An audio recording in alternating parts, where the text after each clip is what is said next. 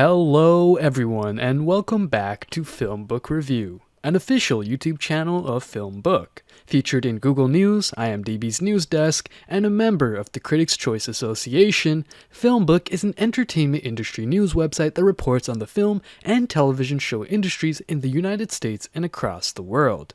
Today on FilmBook Review, I will be reviewing the film It's Quieter in the Twilight, a movie that screened at the 2022 South by Southwest Film Festival. It's Quieter in the Twilight is directed by Billy Miyasi and stars Suzanne Dodd, Jefferson Hall, Enrique Medina, Sun Matsumoto, and Todd Barber. This is an It's Quieter in the Twilight movie review, and there will be spoilers. If you like our movie reviews, please like this It's Quieter in the Twilight film review, as that helps us out with YouTube's algorithm, and consider subscribing. Once subscribed, click the bell notification box and you're all set. Please also consider becoming one of our patrons on Patreon at patreon.com/filmbook. And now, the It's Quieter in the Twilight movie review.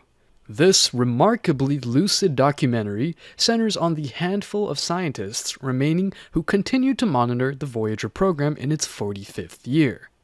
The Voyager program was conceived to take advantage of close observation of the giants in our solar system, from Jupiter to Neptune.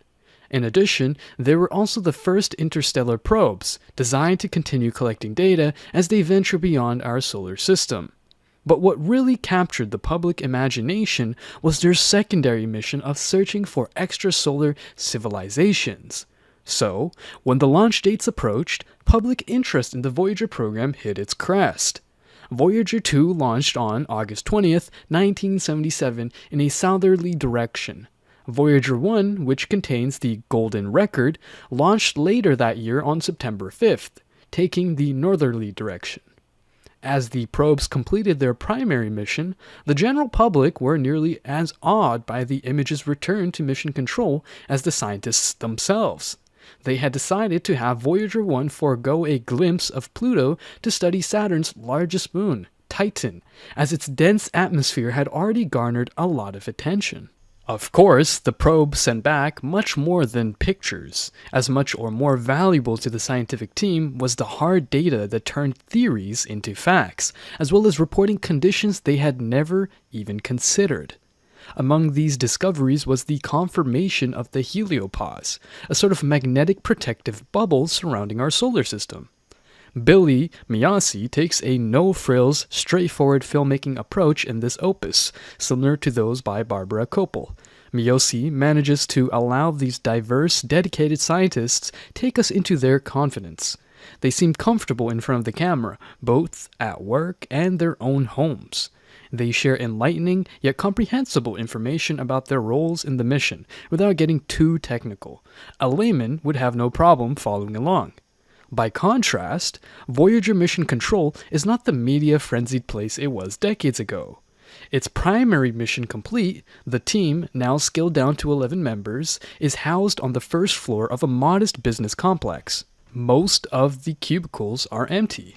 Understandably, the appropriations for the project, while regularly granted, slowly dwindle, as all the team can do now is maintain and monitor as long as they are able to. But Miyasi also evokes extraordinary sympathy. Each team member recalls how they joined the program, the depth of commitment, professional and personal, in about equal parts, that still binds them today. This, I believe, is the filmmaker's primary goal with this documentary. In spite of no longer being a media darling, there is still important work to be done, even on a shoestring, and it falls to what is left of the original group to do it. With the probes now light years away in two diverging directions, the program's main issue is preserving power by robbing Peter to pay Paul, as the saying goes. Otherwise, the probes would drift and any data collection would be happenstance. Of course, eventually the probes will be beyond our ability to monitor and, by extension, control them. The probes will be entirely on their own. The twilight finally turned into night. A melancholy thought, especially since so few people know of this near-dusk, mighty effort to explore space. But in the long run, as I pondered the Voyager project in its full context, I felt a mounting sense of awe. I reminded myself that it's not as though the Voyager program didn't leave a lasting, indelible mark on our society. Some very fine artistic contributions have already paid tribute to it. Star Trek, the motion picture, and Starman are good examples of speculative fiction. Carl Sagan also dedicated several episodes of Cosmos to the Voyager project, not surprising since he chaired the committee that constructed the Golden Record.